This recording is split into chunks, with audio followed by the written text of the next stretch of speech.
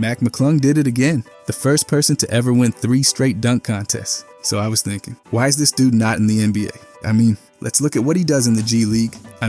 To start it off, the guy was the G League MVP last year. He led every single player in scoring, dropping an insane 25.7 points per game, and he did it efficiently, hitting over 50% from the field and nearly 40% from deep. That's ridiculous. A guy known for dunking proved he can flat out score from anywhere. And it didn't stop there. He stuffed the stat sheet every single night. He averaged 4.7 rebounds, 6.6 assists, and even threw in 1.3 steals per game. He wasn't just putting up numbers. He was doing everything. The Osceola Magic absolutely dominated. And McClung was a massive reason why.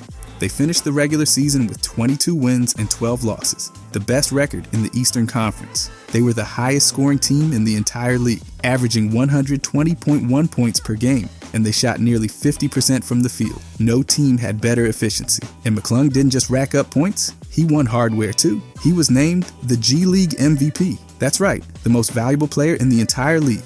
And it wasn't even close. He was also named to the All-NBA G League first team, joining some of the best talent in the entire league. And he wasn't just a one-month wonder, he was dominant from the jump. In November, he was named G League Player of the Month. He showed right away that nobody could stop. And when he caught fire, it was over. He had 8 games where he dropped at least 30 points. That's nearly 1 out of every 3 games he played. He wasn't just scoring, he was erupting. But here's the craziest part. He did all of this while playing alongside serious talent. Osceola had NBA-level players all over the roster, including rookies, two-way guys, and players with real experience. And yet, McClung was still the guy. He took control, ran the offense, and set the tone every single night. And let's talk about impact. Last year, people doubted his shooting, but this year, he nearly hit 40% from deep while taking a ton of threes. His efficiency was through the roof, 50.9% from the field, 39.6% from 3. And he just kept getting better. And he wasn't just looking for his own shot. His passing was on point too, 6.6 assists per game, while playing on the highest scoring team in the league.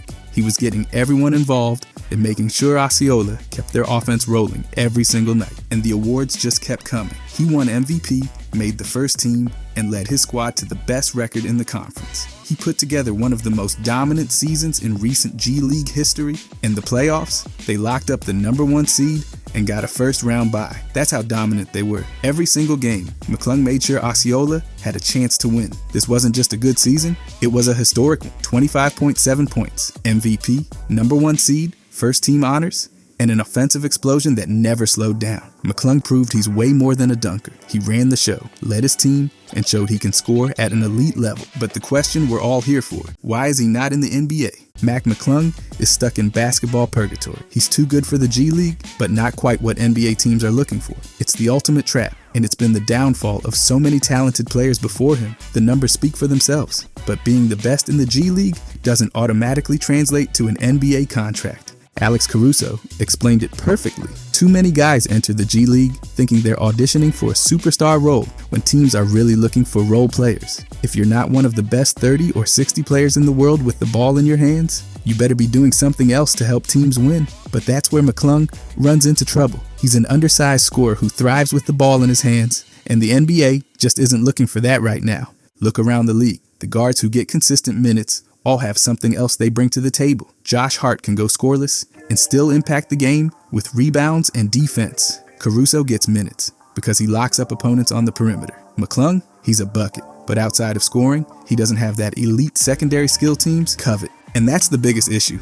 If you're a small guard who needs the ball to be effective, you have to be incredibly special. Look at Trae Young and Kyrie Irving. They were drafted high, given full control of their offenses, and have otherworldly skill to justify. McClung, he's talented, but there are dozens of other guys just like him, grinding away in the G League and overseas, waiting for an opportunity that may never come. The NBA is brutal for undersized scoring guards. There's a never-ending supply of them, and teams aren't exactly desperate to add more. Look at how many guys have dominated the G League, but never found a stable home in the NBA. Carson Edwards, Chris Clemens, and Frank Mason were all elite scorers at their size. And where are they now? Either playing overseas or out of the league entirely. By the way, if you guys enjoy these deep dives, I'll be posting every day during this season. I genuinely appreciate if you could subscribe. Thanks. Anyways, McClung. Here's another thing working against McClung NBA teams aren't investing in his type of player. Bad teams would rather take a chance on younger, more prototypically built guards.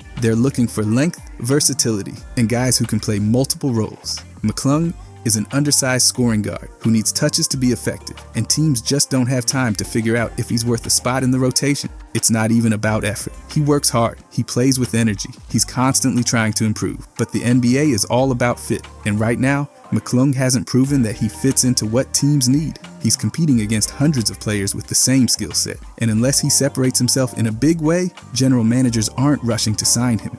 And let's talk about his situation in the G League. Playing for Osceola might actually be hurting his chances. The Orlando Magic already have plenty of young players they're trying to develop. They don't need another ball-dominant guard. They need a playmaker, someone who can get their young guys easy buckets. McClung could put up 50 points a night, and it still wouldn't guarantee a call-up because Orlando's main roster just doesn't have a need for him. That's why going overseas might be the best move for him. The G League is flooded with players just trying to get theirs. It's not about winning, it's about individual stats and hoping to catch a scout's eye. European basketball, that's a different story. It's more structured, more team-oriented, and it rewards skill sets that don't always shine in the G League. Look at the guys who have taken that route. Mike James went overseas and became the EuroLeague's all-time leading scorer. Shane Larkin turned himself into a two-time EuroLeague champion. Marcus Howard, TJ Shorts, Isaiah Kanan. These guys all have McClung's game profile, and they've made a name for themselves outside of the NBA. If McClung went to a top European team, he could become a superstar and make serious money, and that might be his best bet. The NBA is only getting bigger, longer, and more defensive-minded. Teams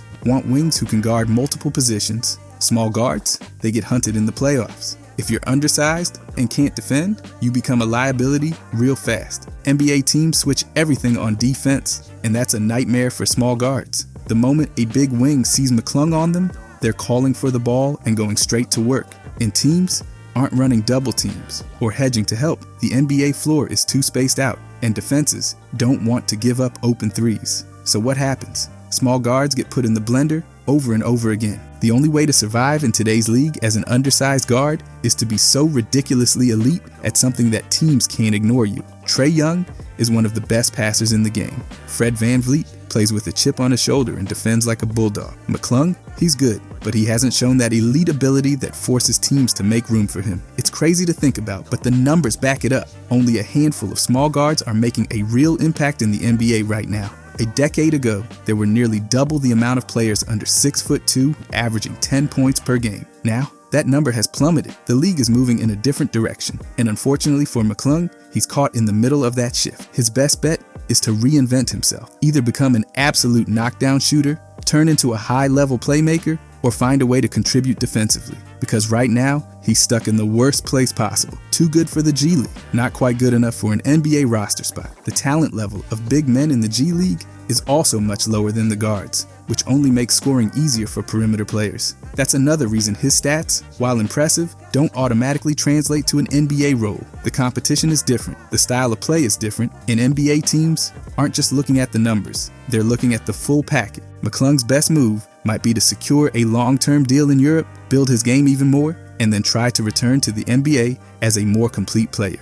There's a reason guys like Mike James and Shane Larkin are thriving overseas. The EuroLeague fits smaller scoring guards much better than the NBA does right now. At the end of the day, McClung is in a tough spot. He's talented, he's fun to watch, but NBA teams aren't looking for undersized guards who need the ball to thrive. They want defenders, playmakers, and guys who can impact the game without dominating touches. If McClung finds a way to add those things to his game, he might finally get his shot. Until then, he's trapped in the ultimate basketball limbo. Too good for the G League, but not quite what NBA teams are looking for. And unless he changes his approach or heads overseas to prove himself in a different setting, that's exactly where he's going to stay. If you guys enjoyed this, I'll be posting every day during this season. I genuinely appreciate if you could subscribe. Thanks for watching.